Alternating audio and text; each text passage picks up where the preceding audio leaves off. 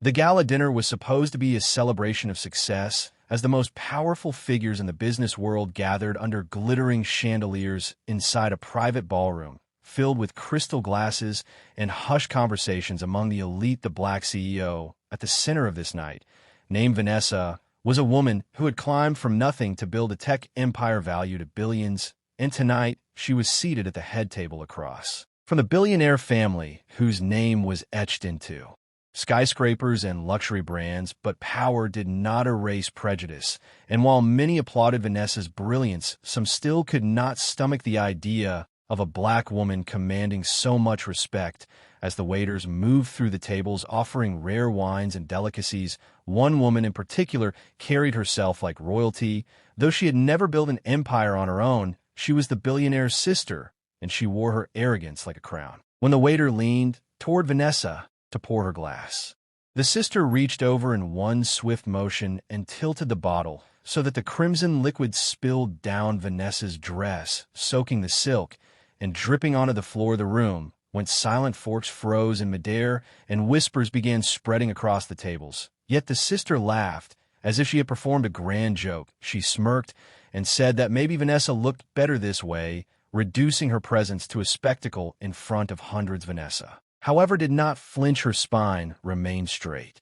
Her eyes locked forward, and her silence carried a weight heavier than any insult. People watched, wondering if she would shout leave or retaliate, but instead she calmly dabbed the wine from her dress with a napkin, her movements graceful and controlled, as if she were used to being tested in moments designed to break her.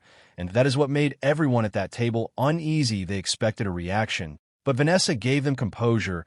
As the tension thickened, you tell me, what would you have done in that moment? Walked away embarrassed, or stood your ground with quiet power? Because sometimes silence speaks louder than words. The sister leaned back, smug, convinced she had proven some twisted point, while the billionaire family exchanged nervous glances, unsure of what their guest would do next. Vanessa raised her glass, not of wine, but of water, and held it up in a silent toast, the symbolism clear. She was above the childish cruelty being thrown at her, and though no one at the table could predict it in that exact moment, Vanessa was already making her decision. She would not fight for their approval. She would not let herself be humiliated in exchange for business. She understood that dignity was priceless, and though the world might see only a stain on her dress, she saw a stain on their legacy. The next morning, the billionaire family expected business. As usual, their attorneys and executives gathered in a glass tower overlooking the city, preparing to finalize what would have been one of the largest contracts of the year, a deal worth $2.4 billion. That would merge Vanessa's groundbreaking technology with their global influence. But while they congratulated themselves, Vanessa arrived at the meeting in the same quiet confidence she had shown the night before, wearing a new suit, flawless in presentation, and carrying with her a silence that unnerved everyone in the room. She let them speak first. They bragged about future profits and global dominance. They praised her genius, but treated her as though she were simply a piece of the puzzle they owned.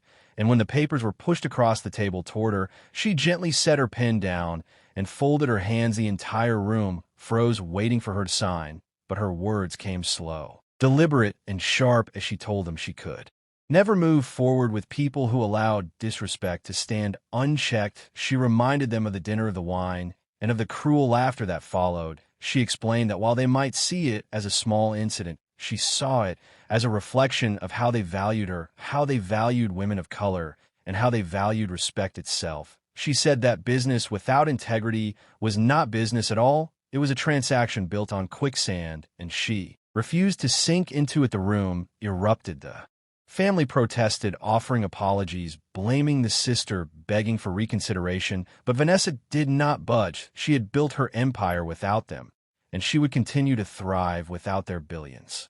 She calmly slid the unsigned papers back across the table, stood up, and told them that dignity could not be bought for $2.4 billion or even $24 billion, because respect was the only real currency that mattered. Some of the executives whispered furiously, saying this was madness, but others looked at her with awe, realizing they had just witnessed a masterclass in power. One executive even muttered under his breath that maybe they had underestimated her all along. The billionaire himself sat pale, faced, unable to believe that his empire had just been rejected by someone he had assumed would never walk away, and Vanessa walked out of that tower. Without once looking back, cameras outside the building captured her leaving, and within hours the story spread across news outlets and business circles around the world. Some called her foolish for throwing away such money, but many more praised her courage, her refusal to accept humiliation for the sake of profit, and suddenly her name carried not just the weight of success, but of unstoppable principle. Her company's stock soared as investors saw in her not just a leader,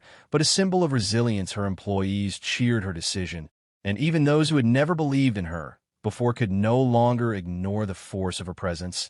And in private boardrooms across the country, the story became a lesson whispered among the powerful that respect is not negotiable, and no contract, no matter how large, can ever outweigh the dignity of a leader who knows her worth.